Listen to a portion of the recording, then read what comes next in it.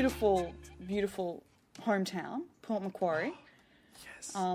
And it is a bit of a seafaring mystery, you know, Okay. akin to Pirates of the Caribbean or other such movies. Now, You have my curiosity. yeah, I've certainly piqued it. Now, so the headline is quite straightforward. It just says, Port Macquarie Marine Rescue is searching near Nobby's Beach for a potential sinking boat. A public tip-off has 3 boats searching for a potentially sunken vessel off of Port Macquarie Beach. As a result of the call, just after 1:30 p.m, Port Macquarie Marine Rescue began an emergency search off the coast of Nobby's Beach, Unit Commander Greg Davies said. Now, I enjoy this because Greg Davies is also the name as a British comedic actor. Anyway, I've heard it. I like to imagine him being the unit commander for Port Macquarie Search and Rescue. But Fair enough. let me continue. We received an emergency call by members of the public that a boat was sinking after potentially coming into contact with a whale off the coast of Port Macquarie, near Nobby's Beach, Mr. Davies said. Oh, shit. Yeah, so there's now a whale in the mix here. So, I'm just imagining like a boat, like essentially a Jaws situation, Of except course. it's a fucking, like a humpback whale ramming the whale. side of this boat. Yeah. And the boat just being like, oh no, and splitting in half like the Titanic. yeah, it's a very cinematic experience, frankly. But it gets better. It gets more mysterious, more intriguing. Yes. At this time, we have sent 2 of our rescue boats out approximately 3 nautical miles off the coast, but have been unable to locate any vessels or people at this time. We have also made contact with all vessels in the area who are currently logged onto our system, and they and all their passengers have been accounted for. Wait, so So this is what's happened. There's been an anonymous tip-off that a vessel came into contact with a whale off the coast and it started sinking. but they And can't identify what the vessel was. They can't find any vessel Or any whale. or any whale. And they also haven't managed to find anyone missing. So, as far as I can see, there's 2 options here. Sure, One of them's much more fun than the other. sure. The not fun option is that some fucking teens were just like, Teens. oh, wouldn't it be funny if we prank called the cops and told them that a boat had been murdered by a whale? Which I think is probably what did happen. Yeah. But what I choose to believe happened is that the whale ate. No, well, it smashed into the side of this boat. Sure. And then it consumed the boat and Yes. everyone on it. And it now lives inside and it's now gone out into the ocean or whatever. It's like Pinocchio. Yeah. Yeah. Except with an entire boat. Uh, What That's if? true. So I'm thinking like the boat from Jaws, essentially, like a little Yeah. tugboat thing. What if it was just like a little dinghy, like a really small boat that a whale could very actually tiny eat? boat. So the whale could legit have fucked up a very tiny boat. Now, at the moment, this is quite funny because there's no like solving to this. But if we find out that like Yes. someone's mum or dad died, that would be That's going to be not. If a kayaker got eaten by a whale, it's not going to be as fun. quite dark. But So- the prospect of there being like a ghost ship, which is very slim, or teens involved, teens make it very amusing. I like the idea that teens saw a ghost ship. Okay, wait. It's like Scooby-Doo. A ghost whale and a ghost ship have Oh. been battling for millennia on this. Right. So it's like Off a the coast Viking of Nobby's ship or Beach. something. Yeah. Off the coast of Nobby's Beach, where the Vikings landed. Write that in the Port Macquarie history. Exactly. The ghost of Scooby the whale and Do the boat have been dueling for millennia, and the world is hanging in the balance because essentially this is a battle between nature and man. It And sure is. I don't know about what your perspective is on the matter, but as far as I can tell right now, man's winning vis-a-vis the world. Sure. But if the whale sinks this boat, that could tip the scales in the other direction. It could and indeed. The world could take us out. I'm a little bit worried about our prospects based on this. Based on this story, I'm very Yes. worried. I'm very worried. Now, it does go on to say that, that they haven't been able to locate any missing persons or boats at this time. Because they're ghosts. They just fade away. Sure, exactly.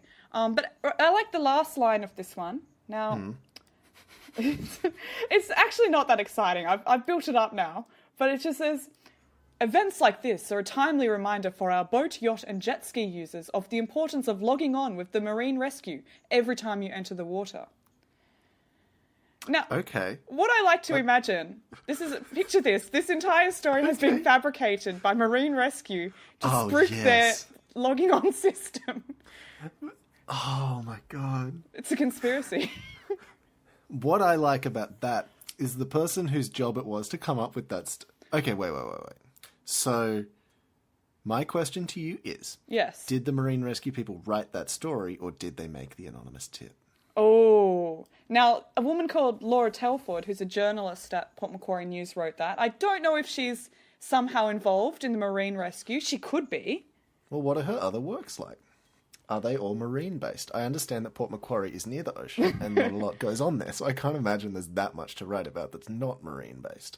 But I'm willing to be proven wrong. Well, she's got this one called Timeless Quilters Prepare for Annual Quilt Show Extravaganza. Jesus. So, firstly, this is the story of the decade vis-a-vis Port Macquarie. Yeah. Because it's ghosts, and I don't think we're going to get that. And although it is like basically a retirement city at this point, so there's probably a lot of ghosts kicking around. Oh, there. there probably are. It's probably quite a haunted place, I would imagine. That tracks, actually. I think if you became known as the most haunted city on the mid-north coast, you could probably boost your tourism profile Yeah. quite a lot. Because from what I gather, haunted tourism is quite big. You just got to get the boys from Ghost Hunters International out, set up their equipment, bing bang boom. But, okay, so here's where the problem's going to be. Sure. Whaling is illegal. Okay. And these people are going to want to hunt for this ghost whale. They're going to want to find the that's- ghost whale. That's true. They're going to want to harpoon the ghost whale, or whatever the Ghostbusters version of a harpoon is. So the problem is that they're going to have to come up with a way of doing this on the DL, Yeah. so that they don't get caught doing the fucking UN crime of whaling. Yes, sure. So I don't know how one makes a stealth boat, but that's going to be required. They to could, catch this if they ghost got whale. out of the country to a place where Australia doesn't have extradition laws with, perhaps they could catch the ghost whale, harpoon it. Wait, are they going to lure the ghost whale there? I thought the ghost whale was at Port Macquarie. It is at Port Macquarie, but they'll get the stealth boat, catch the whale, escape to someone with no extradition laws, with the ghost whale carcass. I thought what you were saying was that they're going to have a very long-range ghost harpoon. Well, they could do. That's also That's a like- possibility. They'll have a telescope that'll be pointed at Port Macquarie, and they'll shoot their harpoon for a literal 100 kilometers. Through And the they're going to have to time it really, It's really probably well. spearing a lot of other creatures. By the time it gets there, it's just covered in shit. A lot of dead animals. And plastic and stuff. That's dark. Well, actually, it could take out all the plastic in the ocean, which would be a good True. thing. And it would then put it inside the ghost whale, which would be, I think, the ultimate manifestation of man beating the nature ghost whale. It so sure I would. think this is an ideal situation. And perhaps, one dead ghost whale would be made up for by 1 million tons of plastic out of the ocean. So, congratulations, ghost hunters, for cleaning up the ocean, cleaning up the seas.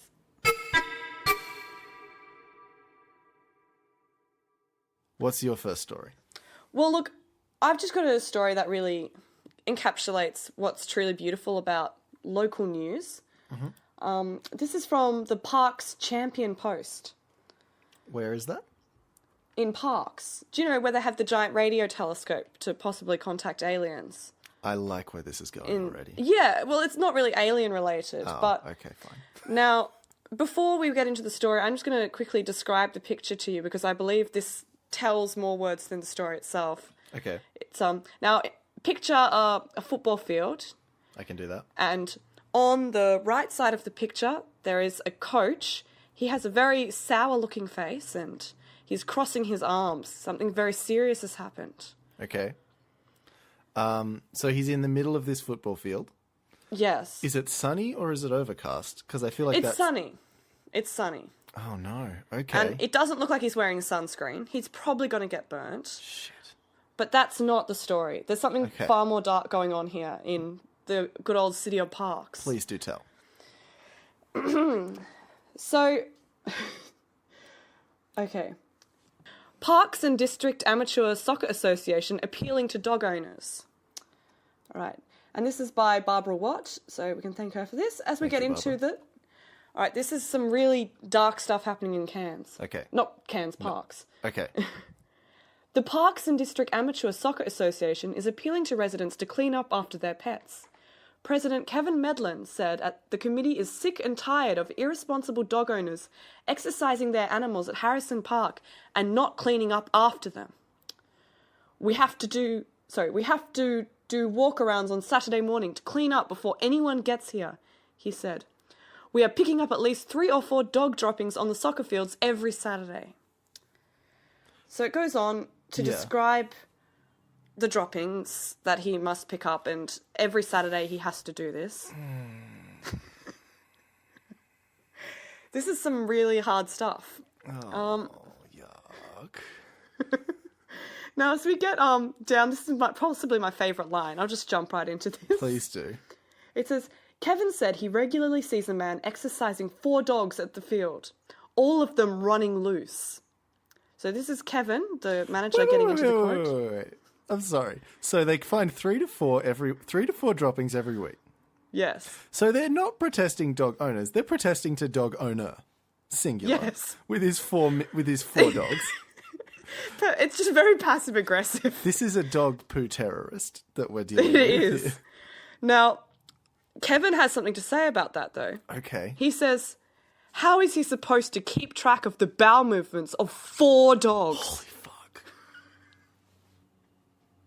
This is, It's a fair question. I don't know if I could keep track of the bowel movements of... I was dog sitting on the weekend, and I did have to keep track of the bowel movements of one dog, and I found that stressful enough. It did pee on the carpet. And I get that that's not a bowel movement, but like same difference. But it's close enough. Dogs are very stealthy sometimes. For all we know, this guy's just gone for a little Saturday morning nap, and these dogs have just been like, yeah, the dad's away, time to shit everywhere.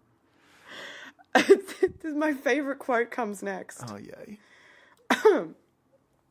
A member of the community told us that they spoke to that gentleman, and he assured them that if his dogs do anything, he rubs it with his... Sorry. He assured them that if his dogs do anything, he rubs it in with his foot. What? What?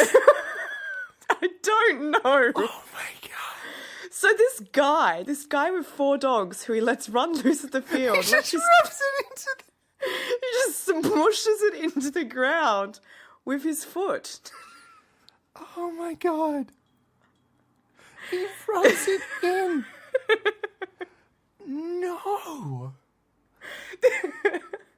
Would you get this kind of story in a metropolitan paper? What do his fucking shoes look like? I don't want to know. I want to know who this member of the community is. Oh my God. We need an expose on this guy. He surely can't keep track of his dog's bowel movements. Like, firstly... Oh my gosh, hang on. Wait. I just realised something. This is big. There are more pictures if I click the cross button. Yes. The next picture is old Kevin kneeling on the ground next to a dog poo. Kevin, get a pointing job. to it. Get a hobby, Kevin. And then there's a bunch of pictures of the no dog poo signs. And some pictures of preserved dog poos. I mean, Alison, come on. I know it says no dog poo, but he rubbed it into the ground. I mean, come on. He rubbed it into the ground. What more can you ask for? It's not...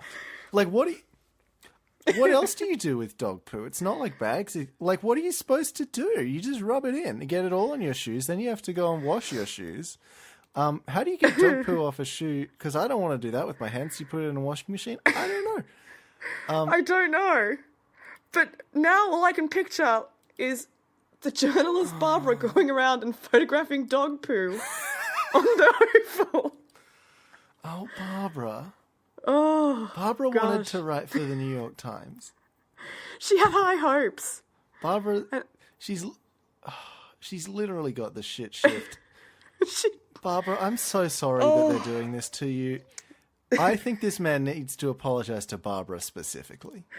absolutely. The guy who's letting his dogs run wild, who can't control his dog's bowel movements.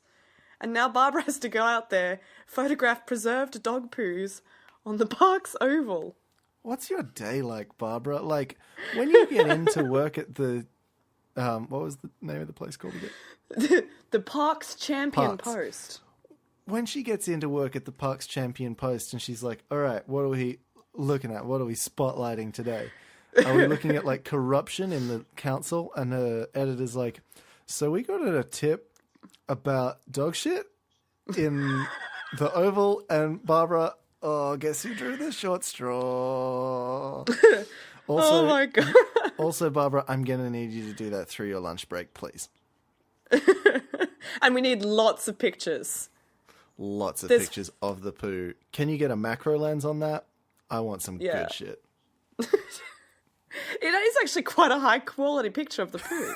So Barbara's could've good just- at her job. Well, yeah, she hasn't cheaped out and got an iPhone picture. She's got a full high quality picture of these dog poos. Well, I mean, she's a professional. This is how she's going to end up working for the Times. Oh gosh, it's just this is journalism. The headline is well, it leaves a lot to be desired, really. It's just 2018 National Casting Championships in Port Macquarie. Championships and in is one word in this headline. Wait, that was the headline? Yes. That's the most boring shit I've ever heard. Oh my god.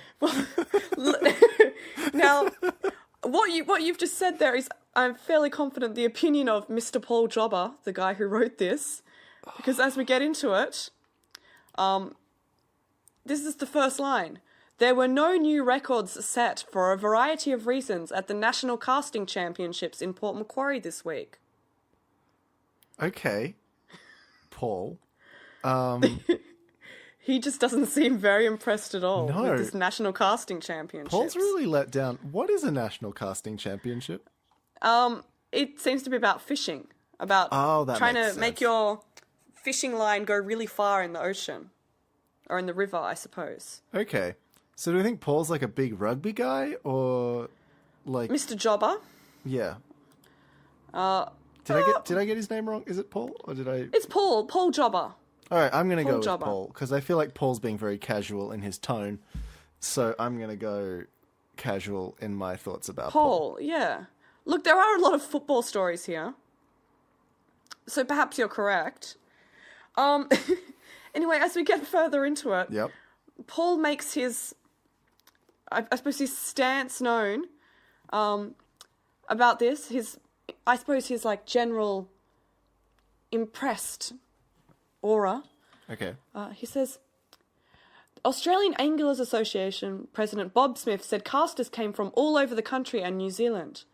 They were all searching for their place in the record books, but it wasn't to be. Jeez. He's really going hard on him, huh? He really was not impressed. And this is the quote from the Anglers Association. The distances weren't great, but there were some good accuracy scores, and 160 was the top accuracy score. Oh, jeez.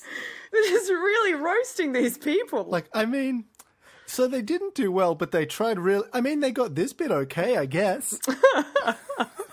But that's not even Paul saying that. That's the person he's quoting. That's the person. This is the grab he chose from the person. Oh, Paul, I love your style. He's just really unhappy with having to go out and cover these national casting championships. And then it goes, Port Macquarie's Renee Ferguson didn't cast as well as she'd have liked, while Queenslander Luleen Curtis was one of the competition favourites who struggled. Okay, so... Did, like, nobody do okay? Well, if Mr. Jobber's opinion is to be, trusted, then I would say no. Well, okay. I feel like you and I are going pretty hard on Paul right now, but if I was told by my boss that I had to go and watch a fishing competition all day, and then, like, everybody there was really shit at fishing, I don't think the article I would write would be super positive. That's true. I mean, to be honest, they weren't even fishing. They were just throwing the lines out and dragging them back in. There was no fish involved. Why is that a competition? There was no tasty fish treats at the end of this. Oh, my God. So Paul Jobber, and I just thought I get it, Paul. That sucks. I thought I'd read you his profile Yeah. that he's written about himself on the Yeah. Macleay Argus. It shows you just how much he says, Paul Jobber, sports journalist. If you've got any sports stories, don't hesitate to give me a buzz. I'd love to have a yarn. Unless it's about fucking fishing. Unless it's about In casting which and case, fishing. fuck off. I don't care. And he just Write amends that to yourself. write, no more fishing stories, please. I don't even like fish. Fuck fish. I like chicken and red meat. Eat more chicken. As a throwback. Oh, I feel really bad for Paul now. I'm so sorry I was mean to you earlier, Paul. You've got a hard job, man. I couldn't do that. Just shout out to the editor, though, who put championships and in as one word in the headline. Yeah. Shout out to them. Paul, Shout out indeed. I hope that you didn't do that headline. I hope you didn't write that. I don't know what this paper's budget is. I can't imagine it's wonderful. No. So I wouldn't be surprised if Paul did the headline. But look, Paul had a long day Yeah. of watching people do nothing. Of watching people fail at fishing. Fail at the first bit of fishing. Exactly. Fail at step one of fishing. To be fair, I've never tried step one of fishing, so That's true. I shouldn't judge. I tried it once when I was like 12 and I did okay at the step one bit, I feel like, but my only reference point was my dad, and for all I know, he was very bad at it, and, like, who knows? When you're a kid, though, you just assume your dad's good at the things that, That is true. he does. That is true. Oh, no. Oh. What if... So my dad's an anaesthetist. What if he's bad at that? Shit. Shit, I never thought about that. Oh. Oh, That. I gotta have a talk to him. Now, this is technically an opinion piece, but I was not aware of that when I started reading this. Sure. Um, Okay. and it That's took a good start. got about 2 paragraphs in, and I had to go back and check, and I was like, oh, okay. So the headline is Armadale's former mayor Herman Beiersdorf. Beiersdorf? I'm going to go Beiersdorf. Herman Beiersdorf wants photos returned. Okay. So this is actually written by Mr. Beiersdorf. Again, I was not aware of this because I am... Okay. Oh, he wrote an article about himself in third Yes. person? So, some 2 years ago, during the period of administration, the pictures of some 80 former mayors and shire presidents of Armadale City, Jumerick Shire, and the Armadale Jumerick Councils were unilaterally removed from consultation by the former administrator. Oh. I love the use of the word unilaterally because it makes it sound like a SWAT team did it. Many saw this to be an act of cultural and historical vandalism, which had the effect of diminishing the visibility of the 3 predecessor councils and their collective achievements since 1863. Yeah, took them down. Vandalism seems legit. Having these pictures stored Definitely. or literally Serious kept in the news. dark, out of the public view, is very poetic. At an unknown... Literally kept in the dark. kept in the At dark. an unknown location for 2 years is certainly not something of which council should be This was not checked for grammar. Is certainly not something of which council should be proud. Yep. So basically, just fill me in. So what's happened is that the portraits have been Yes. taken down and So- put into storage. Having these pictures stored or literally kept in the dark, out of the public view at an unknown location for 2 years is certainly not something of which council should be proud. Interestingly, the portraits of the former Gyra mayors were not removed, and as far as I know, are still hanging in the Gyra council chambers, as they should be, in brackets, in brackets with an exclamation point. So there's a conspiracy here. As So there is a conspiracy here. Why are the Gyra So mares Armadale is allowed kind of to like stay? the hub of this little New England region, and around it is Walker, Gyra, and Mm-hmm. Uralla as like these three little sort of satellite towns. Each of them's about a Mm-hmm. 30-minute drive away. I don't know Mm-hmm. what these Gyra people are doing, but it sounds nasty. The current This- current report in yeah. front of council recommends that the portraits be managed and displayed by the Armadale Folk Museum rather than being restored to their obvious place on the walls of council chambers. The report is full of omissions and untruths. This is so fucking serious. Now, what I wonder is he clearly wants people to be able to see these portraits because it's an important cultural thing. But yet he thinks in the council chambers, which I assume are only accessible to people Yes. within the council, is the appropriate place for people to experience this important I piece would of culture assume and so. history? I think the main thing is Right. that... So, I'm going to assume one of these is a picture of him. I think we can probably make that assumption pretty safely, Probably. is that he wants his photo to be up. Yes. And he was right. not the Gyra mare. So, back on this report. Sure. First of all, special report. A special report. It's full of omissions and untruths. First of all, it does not mention Gyra at all, which Mm-hmm. is a serious omission. For one has to ask oneself, why is Oh, Gyra no. being treated more favourably than Armadale and Jumeric? I'm not trying to... One has to ask I'm not trying to be oneself. divisive here, but I think the decisions by the administration have so far been very divisive. This is like a political hit piece about some portraits being taken down, and it's my favourite shit. This is The is statement so in the report serious. that the extent of the collection of mayoral photographs was becoming too vast for the foyer space is blatantly untrue. In the first place, the 80-odd pictures have actually been hanging there for a large number of years, and for those who have actually seen them, and many of the current senior staff would not have seen them, there was certainly more than adequate room for them all. This guy's so bitchy, and I love it. he's so angry. And it is, of He's course, so a angry finite about it. number as far... Wait. And it is, of course, a finite number as far as the previous councils were concerned. That's a weird sentence. While in my Were estimation, there would yeah. be plenty of room in the next 10 to 20 years to add present and future mayors of the new Armadale Regional Council. That's... Alright, I'm going to ignore that paragraph because it's poor.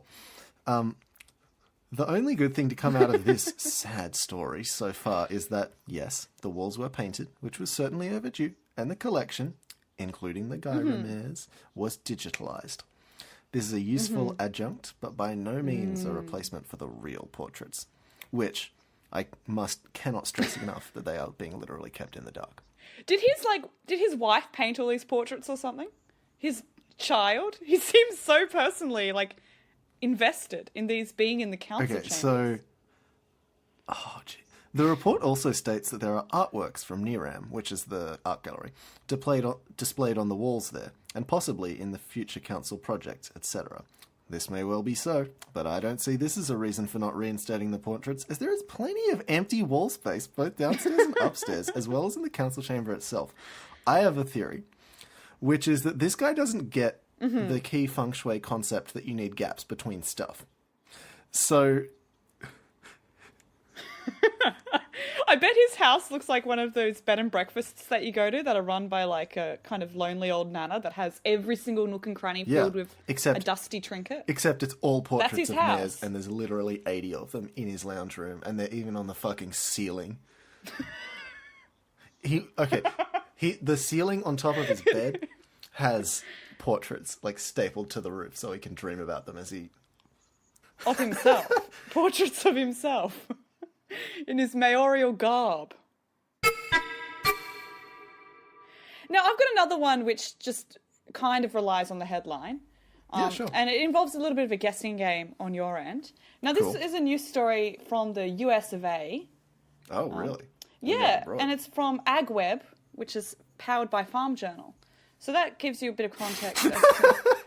Sorry, I just love all the words in that sentence. Yeah, so it's from an agricultural news website from the Yes. US of A. So the headline reads, "Lightning strike kills a dozen cows, sparks strange Facebook comments." Now, before I get into the actual article and you hear it said comments, any guess as to what these strange comments might be about the lightning strike killing cows? Well, firstly, I love that they use the word sparks. Very fun. Yep, it's a very fun word. Secondly, I mean aliens, obviously. Of course, that's the natural. But, well, because I don't see... So lightning comes down, kills 17 cats. I've been watching American Gods, and this is a lot like something from that. Okay. So I actually think it's a mythical Norse god who... I think it's Thor. Yes, of course. And I think, like Chris Hemsworth version of Thor, has like landed on Earth, and he's like, ah, shit, I killed 12 cows again. God damn it. Then he's posted, like, they've posted a story about this, and then Chris Hemsworth, Thor, has posted on that being like, I'm really sorry about this, guys. I didn't mean to kill the 12 cows. I Yes. was just trying to land in that spot. This is my bad. Do you want to send me an invoice for the cows? I don't have human money. I only have God money. $4. And so you can have as many tholers as you want. I give out back rubs. You Yeah. you can hold my hammer. You can you can hold my hand, and we can go for a stroll in the field, perhaps. I pose for selfies. And if you have any aliens that need fighting, I can do that too. and that and would then be a good example regards, of Thor. a strange comment. Yes. Now, but we have to. Also a long comment. It is a long comment, but I feel like Chris Hemsworth would be quite a verbose man if he True. had the need to be so. Well, he's Now, a thespian. yeah, precisely. Greatest actor of our time. Except for Nicolas Cage. Except for Nicolas Cage. Now, remember the context of this article is that it's posted on a agricultural news website. And so we've got the Facebook post here. It shows various dead cows around a tree. RIP. The Facebook post says, "Deadly lightning. A cattle rancher's worst nightmare took place in Henrietta, Oklahoma last night. Jason Donathan posted this pic showing the devastation after lightning likely struck at the tree the cows were standing under." Sorry. Yeah. So Okay. that's the Facebook post. And so this is where we get into the strange comments which were Yes. made. So following the post, there were a number of comments saying that the rancher should have put the cattle inside a barn to protect them from the weather. I mean, yeah. No shit. So this is The a cow's inside you. You don't want to get struck by lightning. That's not a strange comment. this is an example. Good advice. This is an example of one of the strange comments. Okay. Oh my lord, that is terrible. Where farmer take care... What? That is terrible. Where farmer that take care of this cow should have put him in barn. Okay, so they've really misused the word strange. Because what they should have said is very helpful advice posted on Facebook comments. And then Because some... this person obviously should have done that otherwise. Well, I mean, unless Thor landed on the barn. Well, look, this is what Sandra Parrish had to say. This is her comment. Why don't ranchers have something for the cattle to be safe under instead of leaving them out in the open? So, and this is my favourite line. Yep. It didn't take long for Facebook users who knew a thing or two about raising cattle to chime in the conversation. That it has to be the most unrealistic comment ever, states Bambi Newton. Obviously, you know absolutely nothing about raising cattle. Eat more chicken, relates Karen Marsh. So, Fuck? so this goes down. I love that fucking sign off. Eat more chicken, you piece of shit. You don't know anything about cows. I'm Thanks, the cow. Karen. I'm the god of cows. I'm Karen, the cow. I'm Karen Cow Karen. Marsh. Eat chicken and fuck off. So wonderful. the sign off, the kind of crux of this, the crux of this article is Yeah. that if this social media experience tells farmers and ranchers one thing, it is that consumers still don't have a great grasp on how livestock are raised. It makes it all the more important to keep having conversations with the public of what it takes to raise healthy animals, so that could one day end up on someone else's plate after it leaves the farm gate. So the strange comments, from what I gather here, were comments made by ignorant city folk who don't know that you shouldn't put cattle in a barn. So they don't get struck by lightning. So wait, okay. What's the solution then? Do you just let them get struck by lightning? 'Cause I that's don't 12 know. cows. I can't imagine cows are cheap. And I can't go down to the store and buy a cow, is all I'm saying. No. And if I did, Right. I want to give it a house. You pop down to the cow emporium and pick up a nice Angus stallion or whatever the cow equivalent Yep, is. an Angus stallion named Angus the Stallion. And And you put him on your farm, he gets struck by lightning, and then someone unhelpfully tells you should have put him in a Should've barn. put him in a barn. I'm just imagining the cattle farmer. Well, okay, firstly, it was Karen. Karen was the person's name? Karen, yeah. Those were Eat more definitely chicken. Karen's cows. They got were struck by Karen's lightning. cows, for sure. Those were Karen's cows. Because what Karen did when she saw that, after all her cows died, she was understandably upset because she just lost all of that cow money and also those cows where she had a special emotional bond with. And she saw all these comments being like, why didn't you put it in a barn? And inside she was like, well, fuck. Why didn't they put it... Fuck! Why did they put him in a fucking barn? Ah! And then she was like, but I can't admit that. So I'm going to go on and tell these motherfuckers, these chicken-eating doofuses, to eat more chicken. And that they're wrong. Well, listen to this comment from Randy Caster, who owns those city folk. He says... Wait, he... Oh, I did... Okay. That took me a He second. owns them, as in, like, mad... Yes. Okay, I own. get you now. I'm I was using gonna say. internet lingo to fit in with the people on the internet. Yes. Yeah, for all the elite hacksaws out there. Yes. Do people still say that? That's... Alison, if we have an audience, That's that's very who it is. That's definitely That's our very audience. outdated. For all the people... So For the people say... So anyway, this is what Randy Caster writes. For the people saying, why didn't the farmer have shelter, blah, blah, blah. This is simply not realistic. Although in fairy tale worlds every cow has a bed of straw to lay on, realistically we let them roam hundreds of acres to graze upon the grass and the hay we provide. Dairy cattle are about the only ones we place in a barn. How ignorant of everyone commenting. There's a weird tone to that comment.